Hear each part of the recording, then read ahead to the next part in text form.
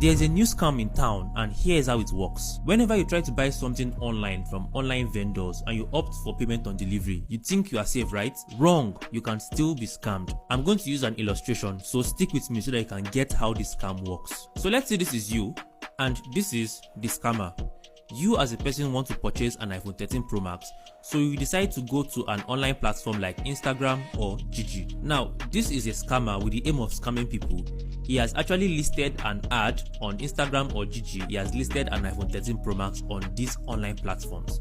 Now, you see his ad and then you send him a message asking to buy that phone. Now, this scammer offers to send you a rider so that you can check the phone, ensure that everything is perfect, and then pay on delivery. And you as a person, you think because the rider comes to you and you check the phone and you are paying on delivery, then everything is safe. I'm sorry, you can still be scammed.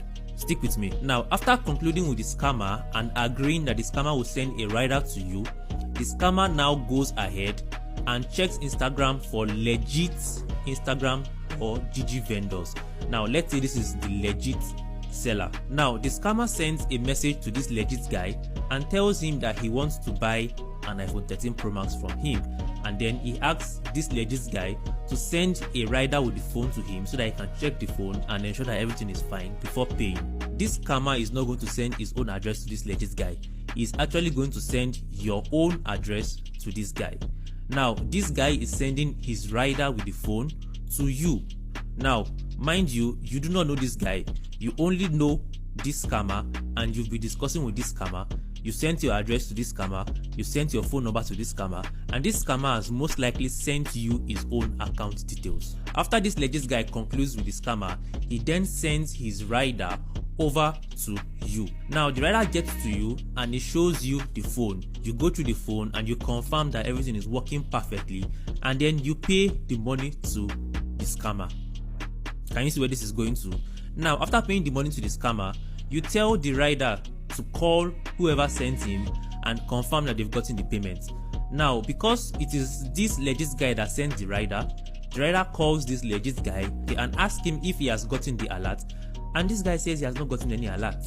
After a lot of back and forth, the rider or this guy now asks you to send or show them the receipt of the transaction. You show them the receipt of the transaction, and unfortunately, the name on that transaction is not the name of this legit guy. It is actually the name of this scammer. Now, you sent money to this scammer and he has blocked you, and there is no way to reach out to him. Meanwhile, the rider from this guy has collected the phone back from you, and you're left with no phone and no money. Do you now understand how you can be scammed through payment on delivery? Now, to prevent something like this, whenever someone sends you a rider, make sure you confirm the name of that account from both the rider and the person that sends the rider, so that you can be sure that you are not sending money to the wrong person. Please share